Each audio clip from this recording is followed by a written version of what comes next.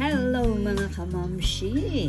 Ayan, share ko lang sa inyo itong napaka-gandang nangyari dito sa aking tapunan ng mga dahon. Ayan, dito ko lang tinatapon yung mga nahuhulog na dahon. At ito lang is ramen no cup. Ayan. Kita nyo naman, ang ganda niya tumubo, diba? Yung mga maliliit lang na nahulog, yung mga dyan na siya lumaki.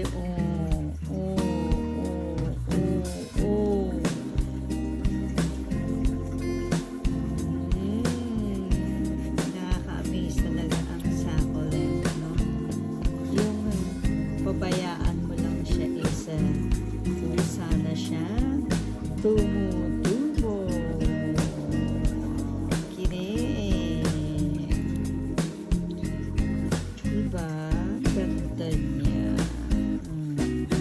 Yan ang succulent ni Mamshi.